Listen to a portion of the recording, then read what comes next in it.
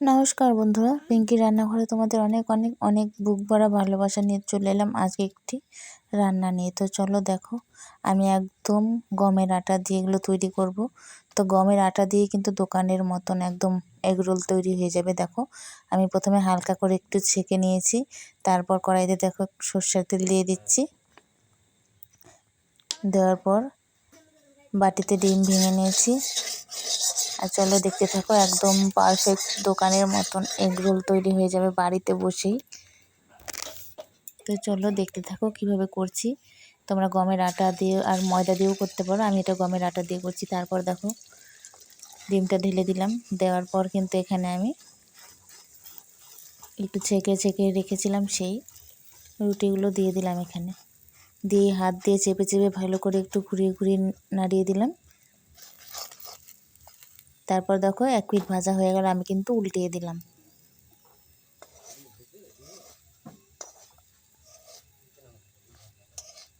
তো এইভাবে কিন্তু হালকা হিটে নাড়াচাড়া করে ভাজতে হবে। তো তারপর দেখো আরেকটা দিক উল্টানোর পরে কিন্তু আমি এই পিঠেও ডিম দিয়ে দিলাম। ডিম দিয়ে অত বেশি ডিম দেওয়ার দরকার নেই, তো হালকাভাবে দিয়ে মাখিয়ে দিচ্ছি।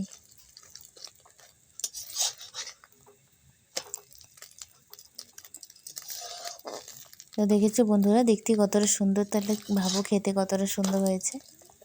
আর দেখো ফুলে এত সুন্দর নরম হয়ে ফুলে উঠছে, মানে খুব সুন্দর।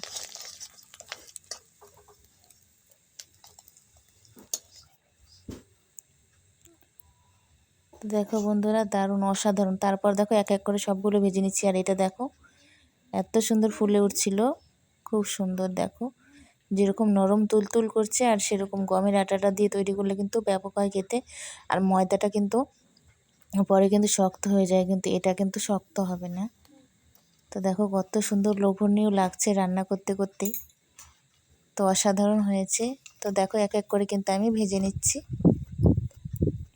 তো যেহেতু আগে আমি সেঁকে রেখেছিলাম, সেই জন্য কিন্তু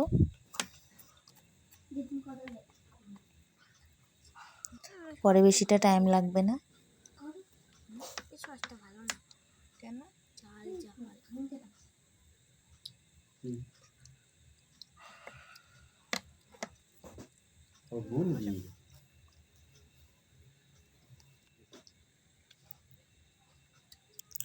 তো দেখো বন্ধুরা, এক এক করে সব ভেজে নেওয়ার পর এদিকে আমি কিন্তু শসা কুচি আর পেঁয়াজ কুচি, লঙ্কা কুচি একবারে তেল লবণ লঙ্কা দিয়ে মাখিয়ে রেখেছি।